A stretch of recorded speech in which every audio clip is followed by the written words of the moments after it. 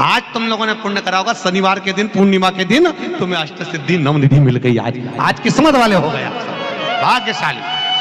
अष्ट सिद्धियां नवनिधियां प्राप्त हो गई। गाते गाते पूरी जिंदगी हो गई थी, रोज हनुमान चालीसा पढ़ते थे, रोज बोलते थे अष्ट सिद्धि नवनिधि की दाता। अष्ट सिद्धि थी कौन सी, नवनिधि थी कौन सी? बच्चे पूछे तो बता तो सकते हो कि अष्ट सिद्धि ये है, नवनिधि ये है, और किस किस चीज का क्या क्या लाभ है। अष्ट सिद्धि मालूम है? अरे जल्दी बोलो, नहीं मालूम? लिखना चालू करो बात। अष्ट सिद्धियां, पहली अणिमा, दूसरी महिमा, तीसरी गरिमा। अष्ट सिद्धियों में पहली अणिमा, दूसरी महिमा, तीसरी गरिमा। ये हनुमान जी महाराज की जो अष्ट सिद्धियां हैं, इन सिद्धियों के लिए आपको ज्ञात होना चाहिए, हनुमान जी महाराज के जब घर में तुम रोज हनुमान चालीसा का पाठ करती हो, आज एक दिन हो गया, कल दूसरा दिन हो गया, तीसरा दिन हो गया, कैलेंडर में जो पंचांग हो कैलेंडर हो, उस कैलेंडर में एक निशान बना कर रखो कि आपके 108 जब पाठ पूरे हो जाएं, तब 108 बाती आप हनुमान जी महाराज की इन अष्ट सिद्धियों के नाम से लगा दीजिए।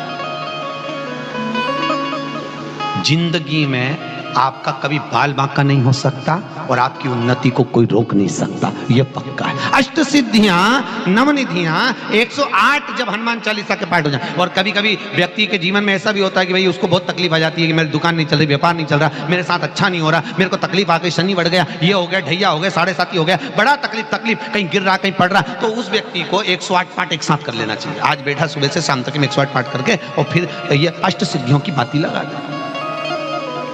पर अष्ट सिद्धियों की जो बाती लगती है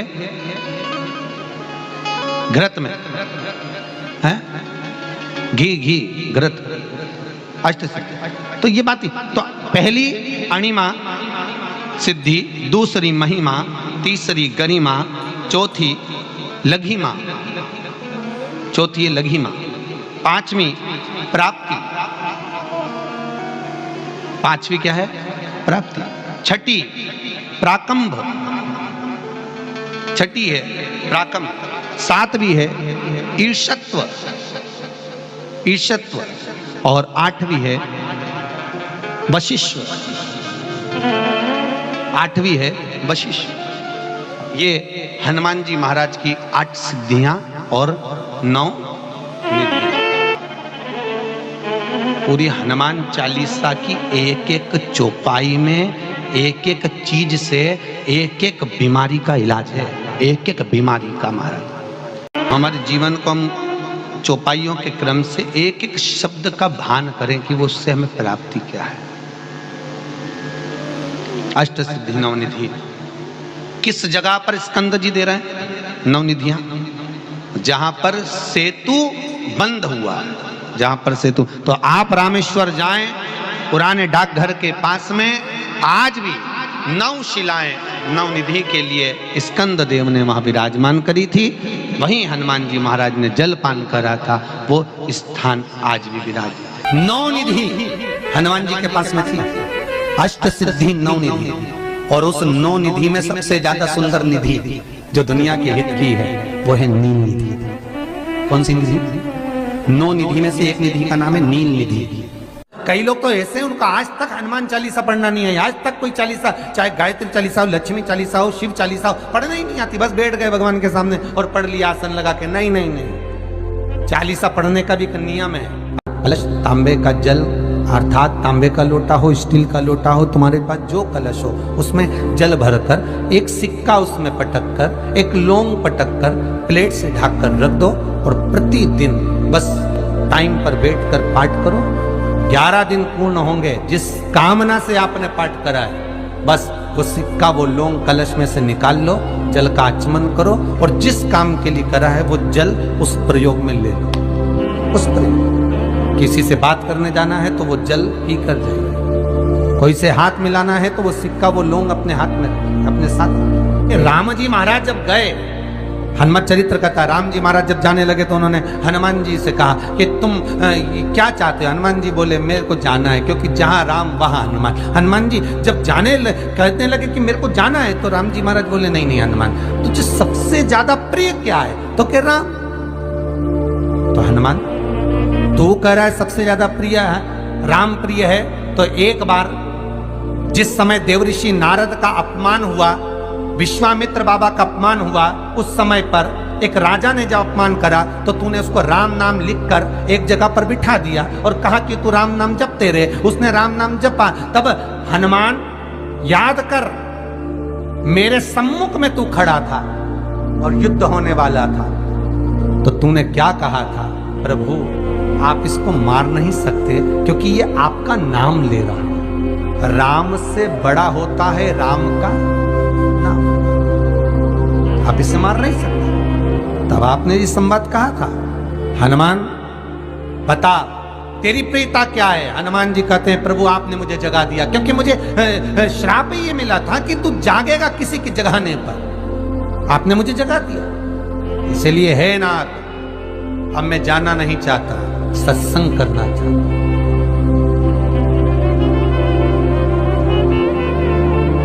श्री राम जी का चरित्र, अब मैं सत्संग करूंगा, भजन करूंगा, नाम जाप करूंगा।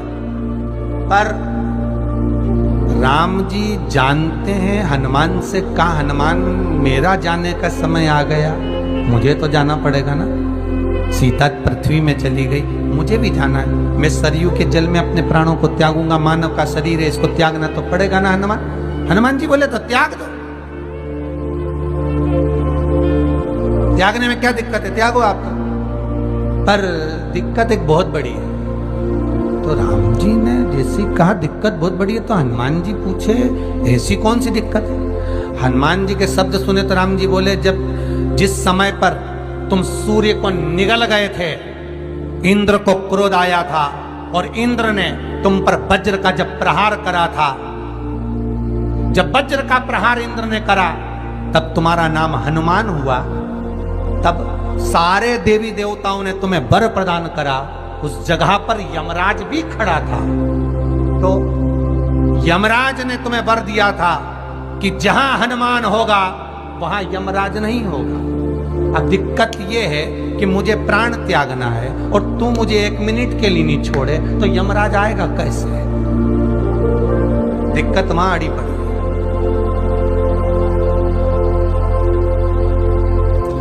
हनुमान जी मुस्कुरा के बोले राम जी महाराज से, प्रभु मैं आपके बिना रह नहीं सकता। तो राम जी बोले, मैं भी जानता हूं कि तू मेरे बिना नहीं रह सकता, पर एक काम तो कर सकता है ना। क्या? मैं अगर कोई काम बताऊंगा तो तू करेगा कि नहीं करेगा? हनुमान जी बोले, आपका काम और मैं ना करूं, ऐसा कभी हुआ है? जरूर करूंगा। ठीक है। बस अब राम जी महाराज ने सोच लिया कि हनुमान को जाने से पहले काम पर लगा। अब वो कौन सा काम था? बोलो रे भाई। हनुमान जी को कहां काम पर लगाया राम जी ने? किस जगह पर काम पर लगाया? अरे सभी ने रामचरितमानस सुनी है, खूब सुनी, जल्दी बताओ। राम जी महाराज ने प्राण त्यागते समय, सरयू जी में प्राणों को देते समय, राम जी ने हनुमान जी को किस काम में लगाया था? कि राम जी ने अपने हाथ की एक मुद्रिका जिस पे राम लिखा हुआ था, वो मुद्रिका एक अयोध्या की एक सरंग में जमीन में डाल दिया और हनुमान से कहा, जा जरा ढूंढ के लेके आ, मैं अभी घूम कर आया। और हनुमान जी तलातल रसातल भूमि के नीचे पताल में चले गए उस मुद्रिका को ढूंढने के लिए जिस पे राम लिखा है। और हनुमान जी पूछते भी जा रहे, राम कहाँ है? राम की मुद्रिका पड़ी थी, राम की अंगूठी है, और राम का ही सत्संग करते करते जा रहे। और राम जी चले गए सरयू, क्योंकि हनुमान अगर होगा तो यमराज नहीं आ सकता। हनुमान को यहां से हटाना पड़ेगा, तब यमराज लेने के लिए आ सकता। तब यम आए, क्योंकि यम अपने नियम को धारण करेगा, चाहे कृष्ण हो चाहे राम। अगर कोई लक्ष्य लेकर पढ़ रहे हो तो उसका एक नियम है, पूरी जिंदगी पढ़ते रहोगे तो भगवान की प्राप्ति नहीं है। पर लक्ष्य लेकर अगर पढ़ा है, आसन से जिस भगवान की चालीसा पढ़ रहे हो उसकी मूर्ति या उसका फोटो आपके सामने होना चाहिए। एक घी का दिया, अगर हनुमान चालीसा पढ़ रहे हो तो या तो घी का दिया जलाओ, वो भी गाय के घी का हो, भैंस के घी का मत जलाना। हनुमान जी कभी प्रकट नहीं होंगे भैंस के घी से। घी का दिया लगाइए अगर चालीसा का पाठ कर रहे हो हनुमान जी का। और बहुत ज्यादा संकट है, बहुत ज्यादा परेशानी है, तो हनुमान चालीसा का पाठ करो तो तिल्ली के तेल का दिया, काली तिल के तेल का दिया, तिल का तेल का दिया हनुमान जी के सामने आसन बिछाकर, बहुत तकलीफ है तो 3 पाठ प्रतिदिन करो। और एक आसन से जितने समय 9 बजे अगर आप बैठते हो पाठ करने तो 9 बजे ही बैठना, 11 दिन तक प्रतिदिन 3 पाठ रोज करो। एक पानी का लोटा।